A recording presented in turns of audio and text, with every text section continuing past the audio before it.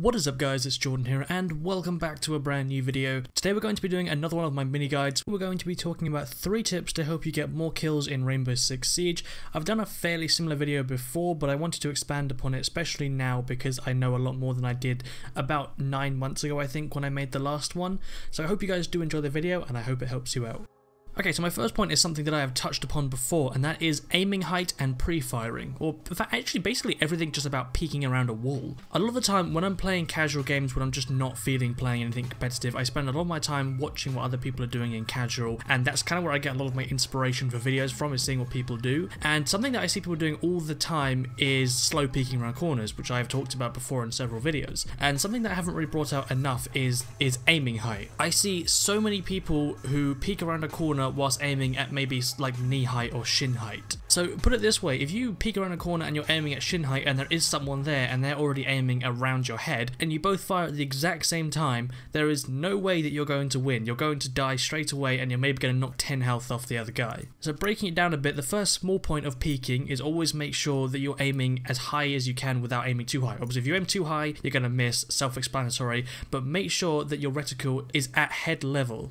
Now this can get a bit difficult because obviously the other people can be crouching, they can be going prone, so if you have cameras around, make use of them and try and figure out sort of what position the person's in, and as soon as you know that or you have a rough idea of where they are, make sure you aim at head height and instead of slowly peeking around, pre-fire. And now it sounds silly to some, like some people still don't think that pre-firing works, and I was that person when I got into Siege. When I started playing I was like, oh, pre-firing's silly, you're just going to walk around, you're going to spray and you're going to miss and then you're going to be standing in the open. Guys, I swear to God, you will be so surprised how many kills you get from pre-firing. It's like it's ridiculous. It's like hacks. I swear to God. It's like you just pre-fire and you start getting kills and it's great. And I don't know why it works so well. It just seems to work, but only if you're aiming at the right height. If you're aiming too low and you pre-fire, you're not going to do a whole lot other than expose yourself big time and probably get yourself killed. But if you aim at head height and pre-fire, there's a really high chance you're going to get a kill, and it's great because it's like a free kill. It's like you don't even have to put yourself in harm's way because they're not going to expect it half the time, and then you just get a free kill. It's great.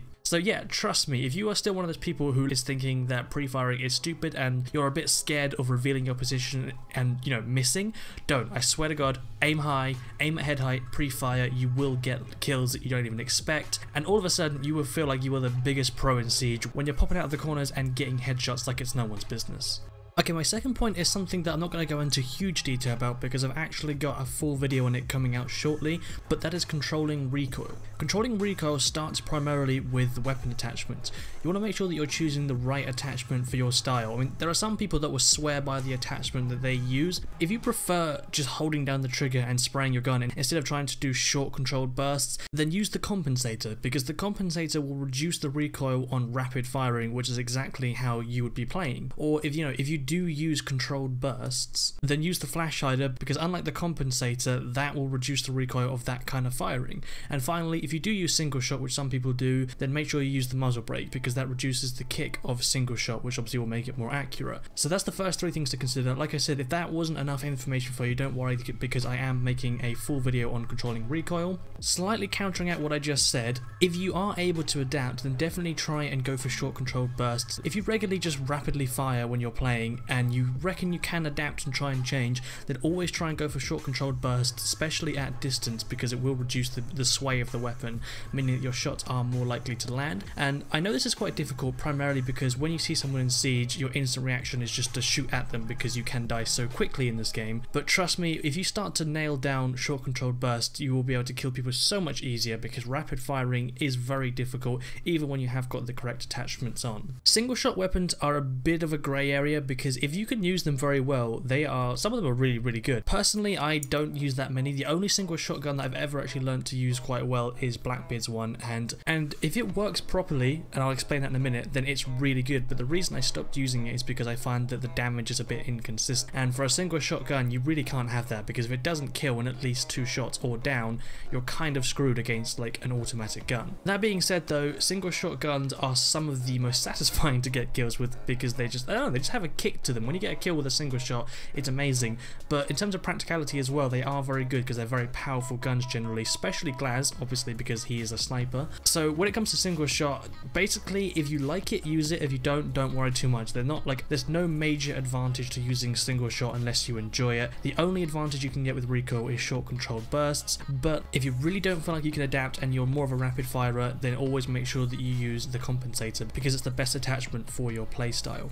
So I know this point was a little bit unorganized, but to summarize it all, controlling recoil is very important, but it's also got a little bit of flexibility to it. You can adjust your weapons to match your playstyle. So unlike a lot of things in Siege, with this point you can actually bend the game around your playstyle more so than having to change your playstyle to fit the game. But if you want to be the very best, then you're going to have to adjust and try and learn to do short controlled bursts. So basically just don't hold the button down, just keep sort of tapping it. Make sure you get maybe 3 or 4 shots off per round of shots. That's the best way because those are enough shots to kill the target if they hit them, but also not too many to cause the gun to spray off in a different direction or go too high. My final point is going to be something that may seem obvious to some people, and for others it's going to be a little bit like, whoa, why would that even matter? But that is scopes, and make sure that you find a scope that suits you and that you learn to play with it. One big mistake that I made when I started Siege was that I listened to everyone else's suggestions for scopes. Like people would say, oh, the ACOG is superior, always use the ACOG, the other ones suck. And the reason they're saying that is because they're very good with the ACOG. I am now, but at the time I was very bad with the ACOG, so I was playing poorly because I was trying to play like these other people. Really, when it comes to scopes, it's completely personal preference. I mean, there are some scopes that aren't just as good, but to be honest, I find that if you are good with that scope yourself, then it's going to be better than others. So I'm not going to tell you which scope is specifically the best. I'm going to tell you a couple of examples of scopes that are renowned for being quite good, but you don't have to take my word for it. You can experiment a little bit. I will summarize everything at the end of this point, but the top 3 scopes that I find for myself, if you want to follow what I use, is the red dot scope, which is at the moment my favorite because they've reduced the size of the dot to very small. I find that it's very accurate and it doesn't take up too much of the screen, so you can see pretty clearly when you're aiming down sights. Second one is the ACOG. Unfortunately, it takes up more of the screen than the red dot, so you can see a little bit less and it can be a little bit less accurate. However, it zooms in more, so you can see a lot further down a hallway, for instance, if you're looking at long range engagements. And for close quarters, I like the reflex sight. I just think, again, it doesn't take up too much of the screen and it's very, like, the reticule is pretty small and it's just very, very accurate if you're using a short range gun. Sometimes I will swap it out for the red dot sight because I also think that's pretty good for CQC. However, generally I do use the reflex. But to summarize it all, they are the 3 scopes that I use. I'm just giving you some examples if you want somewhere to start, but when you find a scope that you like, make sure you try and stick with it and just kind of get used to it, because once you get used to a scope, you will start to play a lot better with it. If you keep changing scopes all the time trying to find the perfect one, I'm putting that in quotations, then you'll find that you'll probably never really quite master a scope and they'll always be a little bit off. It takes time to get used to something, so just find one you like, stick with it, and you will improve. And trust me, learning a scope is probably one of the most important things when it comes to getting more kills in Siege, because aiming is obviously going to be a key point. If you can't see properly or you're not very accurate with the gun you're using, nothing else matters. You're not going to hit anyone and you're going to die. Always take on suggestions. Like if someone recommends a scope, I'm not saying don't use it, but if someone tells you that this one scope is the superior scope, maybe take it with a pinch of salt.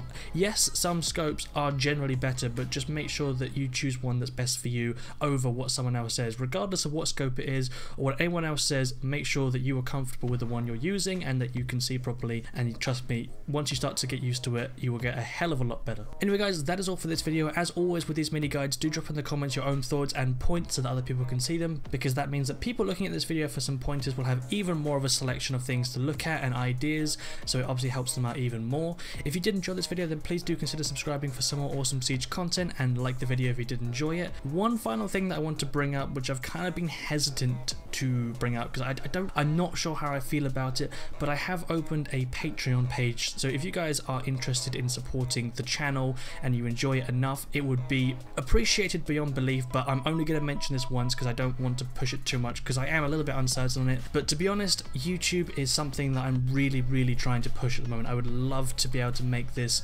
more of a full-time commitment so that I have more time to put out more content, which is what I'm doing at the moment because I'm on a break from my actual job. But yeah, this is the only time I'm going to mention it. I will put the link in the description of all my videos, but I'm not going to push it again because I just don't want to be that guy that's like, oh my god, give me money on Patreon. Like, I find that a little bit annoying. If you guys were interested in supporting me, then yeah, the link will be down there. I'm always going to be trying to update the rewards on there as well to make it a bit more interesting than just a set reward that stays the same forever. That's all I'm going to say about that. I hope you guys did enjoy the video, and I hope you guys did have a lovely Easter weekend and you have a good rest of your week, and I'll see you in the next one.